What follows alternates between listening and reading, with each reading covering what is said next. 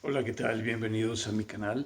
Este es el segundo video que estoy compartiendo con ustedes en función a mis experiencias de vivir en Canadá.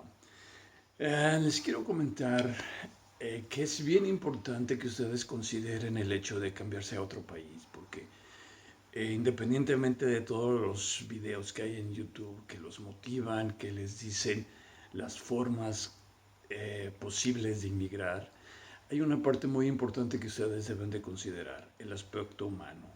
El hecho de que ustedes están en un entorno familiar, con amigos, en el que han crecido toda su vida, en el que están con las tradiciones, las familias, los vecinos, los amigos de la escuela, del barrio, y de pronto llegar a encontrarse solos en un país que los considera como si fueran unos eh, invisibles. Ustedes pueden considerarse si el clima es un problema, el idioma es un problema, pero también el aspecto emocional es otro. Ustedes van a llegar solos o quizás en pareja a un país que pues ignoran sus costumbres, ignoran su idioma, ignoran incluso la calle, la ciudad, las costumbres y tradiciones, las formas, los protocolos, todo eso. Yo en mi original intención de venir a Canadá fue como vacacionar. No tenía la intención de permanecer. Tuve la oportunidad de conocer a una norteamericana en Ajijic. Ustedes conocen Ajijic, Jalisco, México, que es uno de los centros preferidos para retirarse de las parejas americanas, canadienses y europeas por el clima, por el lago, por la montaña, por la tranquilidad de vivir en una zona con un clima estable todo el año. Entonces ahí yo conocí a una familia y a esa familia me invitaron a venir a Pensilvania. Pensilvania, un estado americano, en el lado este del país. Ellos tenían una granja de caballos, de los de Salto, entonces pues a mí se me hizo interesante venir, entonces no les confirmé cuándo venía, pero eh, yo visualicé la idea de ir al norte de Estados Unidos, del lado oeste, y dije, ¿qué tal si me paso a Canadá? ¿Qué tal si hago una intención de ir en la época de invierno? Pues para aprovechar, conocer el frío, la nieve, ver si me adapto a ese clima.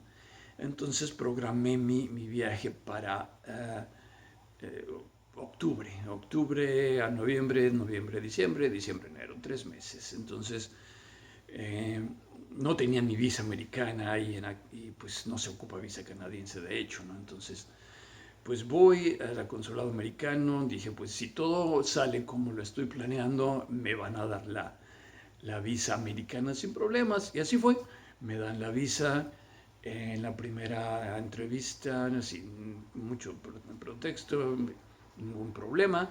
Me pidieron mis documentos, los presento eh, y pues ven, me dan mi visa americana. Entonces reservo los vuelos y llego a Toronto. Fue un viaje de Guadalajara a Houston y de Houston a Toronto. Desde el momento en el que estoy en el aeropuerto en Houston, empiezo a ver el área canadiense.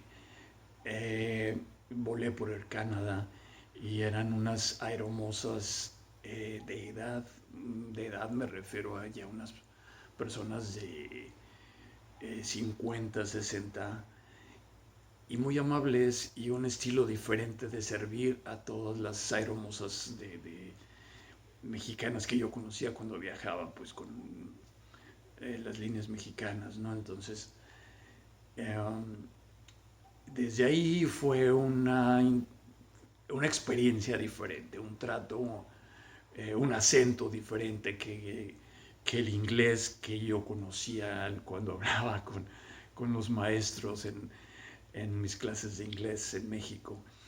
Entonces, bueno, pues les entendía muy poco por el acento, que es un poquito diferente, más que todo en Air Canada. Hablan francés e inglés, muchas de ellas son francófonas, su primer lengua es el francés, entonces su inglés es con un acento afrancesado, totalmente diferente a todos lo que había escuchado hasta esos tiempos, ¿no? Entonces, después de eso, viajo Toronto, llego a Toronto a una época de veintitantos, creo que fue la tercera semana o la última semana de octubre cuando llegué. Estaba el clima empezando a ser frío, llegué a una temperatura, llegué yo creo que a Toronto como a eso de las 6, 7 de la tarde y estaba haciendo 7 grados de temperatura de eso y un viento frío que se sentía pues mucho más abajo de 7 grados. Entonces, pues tuve la experiencia de conocer Canadá mucho antes de haber inmigrado, de haber intentado emigrar, ¿no?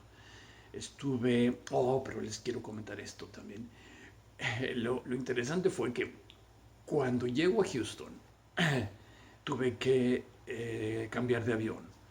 Entonces paso por inmigración americana y me dicen, ¿a qué vienes? Le digo, pues vengo de tránsito, voy a ir a Canadá, mi intención es ir a Canadá, entonces vas a estar en territorio americano. Dije, sí, pero ahorita este vuelo, voy a Toronto y después regreso a Estados Unidos. Y pues dije, tengo una familia que me invitó, voy a estar con ellos un tiempo, pero más que nada mi intención es nada más estar de tránsito en tu país, ¿no? Entonces, el oficial americano no me pidió que le mostrase mis recursos económicos y me da una visa por 6 meses. Pone en mi pasaporte entrada tal fecha y duración 6 meses, salida tal fecha, 6 meses exactos, ¿no? Entonces, cuando llego al aeropuerto de Toronto, en el mismo día, les digo, llego de Guadalajara a Houston y Houston a Toronto, ¿no? Entonces, cuando llego a Toronto, me toman y me pasan a un cuartito.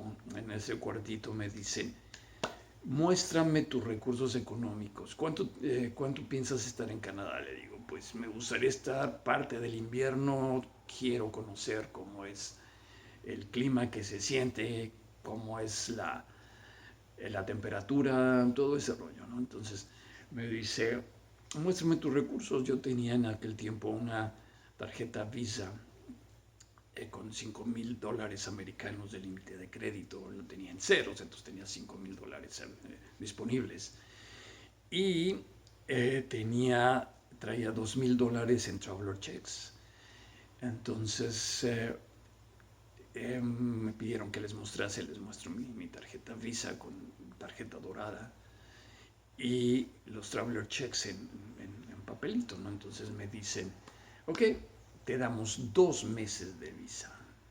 Se me hizo impresionante eso, ¿no? Porque generalmente nosotros como mexicanos tenemos la idea de que los americanos pues son racistas, especialmente con los mexicanos, saben que cualquier mexicano quiere emigrar a Estados Unidos y entonces les obstruyen cualquier posibilidad o los desalientan de cualquier intento de permanecer en Estados Unidos. Sin embargo, los americanos ni me pasaron a cuartito ni me preguntaron cuánto dinero traía. Así, simplemente 6 meses de visa, ¿sabes?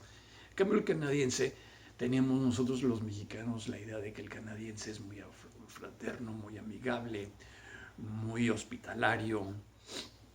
Sin embargo, no fueron hostiles, no fueron agresivos, pero sí fue un punto en el que a mí me dicen, pásate a este cuartito, y en el cuartito estuve pues unos 10, 15 minutos pensando. Dije, lo peor que me pueden hacer es no dejarme entrar, agarrarme y súbete en el avión y vete de regreso, ¿no? Dije, pues qué gacho si eso sucediera, pero pues ni modo, ¿no? No puedo hacer nada más. Entonces llega un oficial, llegó otro, trae mi pasaporte, lo checan, agarra el pasaporte y se lo lleva, regresa con mi pasaporte Y empiezan las preguntas, ¿no? Muéstrame tus recursos económicos para estar en Canadá. Esto solo lo quiero comentar como para hacerles la idea de que Canadá, el concepto que se tiene no es tan fácil. El sistema ni la inmigración. Ni siquiera ese primer contacto como turista fue grato para mí. Después de eso, pues sí, salgo, consigo una... Les voy a comentar en otro video la experiencia que tuve en el primer hotel o en el primer alojamiento que tuve en Canadá, pero se los cuento en otro video porque es muy interesante lo que me sucedió. Pero hasta ahorita les quiero comentar nada más, hacerles el énfasis de que estar en Canadá es conveniente que ustedes vengan, pero es conveniente que ustedes piensen eso. No es, como se dice vulgarmente, miel sobre hojuelas. Canadá es un país en el que ustedes van a llegar solos.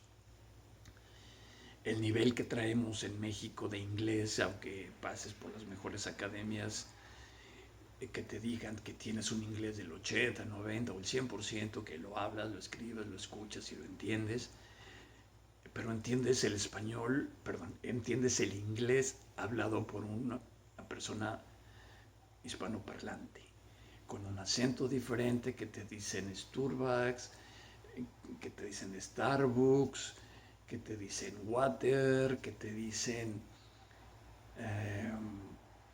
how are you, todas esas cosas, nada que ver con la forma, con el acento, con la pronunciación, con la rapidez, con los acronismos que se usan en la vida diaria. Entonces, les sugiero que consideren lo que dejan atrás: familia, trabajo, oportunidades, relaciones, para llegar a una situación en la que tarde o temprano, después de que pase la excitación, el entusiasmo de viajar, de subirte al avión, de estar volando hacia un país extranjero, el de llegar, el de enfrentarte con la inmigración, con las preguntas, con las caras serias, largas, incluso amenazadoras, y de pronto encontrarte quizás con las luces, los edificios, el entorno, pero el segundo, el tercer día ustedes se van a sentir solos, van a sentirse que están consumiéndose sus recursos económicos sin generar. Y piensen en eso, porque es algo que, independientemente que vengan como turistas o que vengan como inmigrantes, se van a encontrar a la segunda o tercera noche con esa pregunta: ¿qué hago aquí? ¿Vale la pena estar aquí?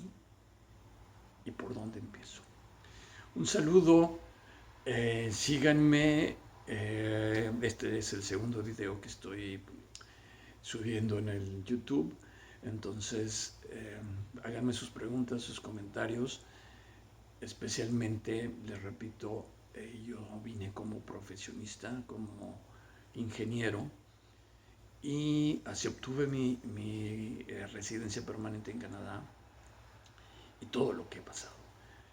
Un saludo, cuídense, voy a tratar de contestarles todas sus preguntas y los motivo para que eh, no sueñen con que todo es maravilloso, con que Canadá o con que tu proceso de llegar es muy fácil, con que te den la visa o con que te den la oportunidad de entrar al país. Eso es el 1% de todo lo que ustedes se van a enfrentar. Saludo, cuídense, nos vemos luego.